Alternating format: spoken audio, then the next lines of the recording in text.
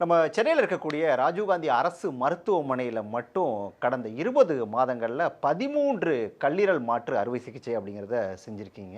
முதல்ல இந்த கல்லீரலோட வேலை என்ன? ஏன் இந்த கல்லீரல் பாதிக்கப்படுது? கல்லீரல்ங்கிறது பாதிப்புங்கிறது பல காரணங்களால் வரலாம். நோய் கிருமிகளால் வரலாம். உதாரணத்துக்கு மலேரியா, டைஃபாய்டு, எலி ஜுரம்னு சொல்லக்கூடிய பல இன்ஃபெக்ஷனால் வரலாம். இல்லாமல் ஹெப்படைட்டிஸ் பி, ஹெப்படைட்டிஸ் சின்னு சொல்லக்கூடிய கிருமிகள், தொற்று கிருமிகளால், வைரஸ் கிருமிகளால் இந்த கல்லீரல் பாதிப்பு வரலாம். அதோட முக்கியமான காரணம் மதுப்பழக்கத்தில் கல்லீரல் பாதிப்பு அதிகமாக வரும். அது இல்லாமல் மரபணு சம்பந்தப்பட்ட வியாதிகள் மூலியமாக கல்லீரல் பாதிப்பு வரலாம். நோய் எதிர்ப்பு சக்தியில் பாதிப்பு, ஆட்டோமின் ஹெப்படைட்டிஸ்ன்னு சொல்லுவோம், அந்த மாதிரி பாதிப்புகளால் கல்லீரல் பாதிப்பு வரலாம். பித்தப்பையில் கல் உற்பத்தியாகி அதனால் பாதிப்புகள் வரலாம். அல்லது கல்லீரலில் கேன்சர்னு சொல்லக்கூடிய புற்றுநோய் உண்டானாலும் கல்லீரல் பாதிப்பு வரலாம்.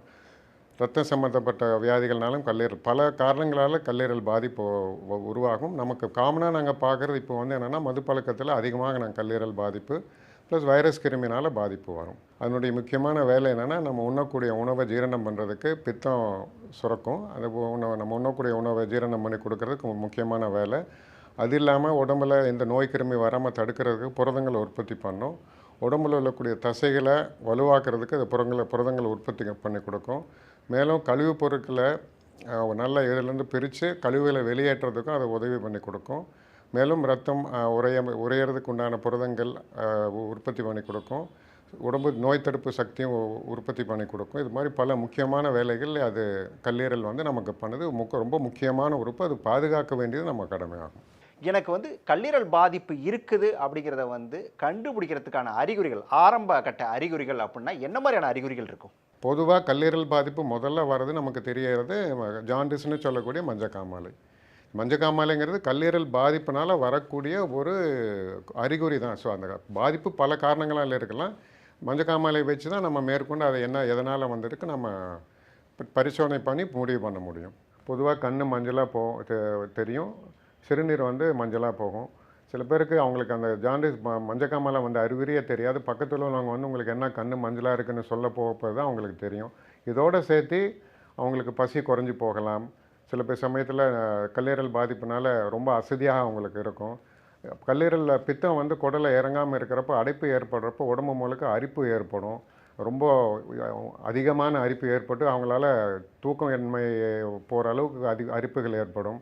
ஸோ இதுதான் அதே மாதிரி வெளியே போகிறப்போ அவங்களுக்கு நார்மலாக மஞ்சளாக போயிட்டு இருக்கக்கூடிய மலம் அடைப்பு அதிகமாகிறப்போ வெளுப்பாக போகிறதுக்கு வாய்ப்புகள் இருக்குது. பொதுவாக மஞ்சக்காமலைக்கு நம்ம கண் மஞ்சளாகவும் யூரின் சிறுநீருக்கு மஞ்சளாக போகிறப்போ நம்ம அதை பார்த்து உடனே நமக்கு அது அதுக்கு உண்டான மருத்துவரை அணுகி அதுக்கு என்ன காரணம்னு கண்டுபிடிச்சி நம்ம ஆரம்பத்திலே பார்த்துக்கிறது நமக்கு நல்லது.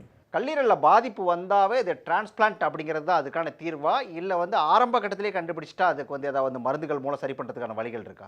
பாதிப்பினுடைய தன்மை, எவ்வளோ நாள் அந்த பாதிப்பு ஏற்பட்டிருக்கு, எவ்வளோ நாள் எதனால் அந்த கல்லீரல் பாதிப்பு வருதுங்கிறத பொறுத்து தான் நம்ம என்ன மாதிரி வைத்தியம் பண்ணது முடிவு பண்ண முடியும். ஹெப்படைட்டிஸ் பி, ஹெப்படைட்டிஸ் சின்னு சொல்லக்கூடிய கிருமி, வைரஸ் கிருமிக்கு ஹெப்படைட்டிஸ் சிக்கு ட்ரீட் பண்ணோம்னா பாதிப்பு வராமல் நம்ம தடுத்துக்கலாம். ஹெப்படைட்டிஸ் பி பொறுத்த வரைக்கும் இப்போ எல்லாருமே நம்ம தடுப்பூசி எல்லாத்துக்குமே போட்டுட்ருக்கோம். ஸோ அந்த நோயினுடைய தாக்கம் வராமல் தடுத்துக்கலாம். ஸோ மஞ்சக்காமலை கல்லீரல் பாதிப்பு காமாலை வந்தால் டிரான்ஸ்பிளான்ட் தான் ஒரே தீர்வுங்கிறதே இல்லை. அது நோயினுடைய தன்மையை பொறுத்து, நோயினுடைய பாதிப்பை பொறுத்து அது அப்போ பரிசோதனை பண்ணி தான் நம்ம முடிவு பண்ண முடியும்.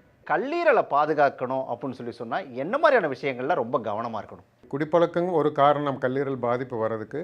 இப்போ சமீபத்தில் நம்மளுடைய இளைஞர்கள் மற்றும் பொதுவாகவே அவங்களுடைய உணவு பழக்கங்கள் நிறையா மாறிப்போச்சு. நிறையா ஃபேட்டி ஃபுட் நிறையா அதிகமாக எடுத்துக்கிறது, ப்ராசஸ் ஃபுட் அதிகமாக எடுத்துக்கிறது, நேரம் தவறி சாப்பிட்றது, அதுக்குன்னு ஒரு கரெக்டான டைம் இல்லாமல் சாப்பிட்றது, ஃபிசிக்கல் ஆக்டிவிட்டிங்களும் ரொம்ப குறைஞ்சி போகிறதுனால நமக்கு கல்லீரலில் கொழுப்பு நிறையா சேர்ந்து அது பாதிப்பு உண்டாகும்.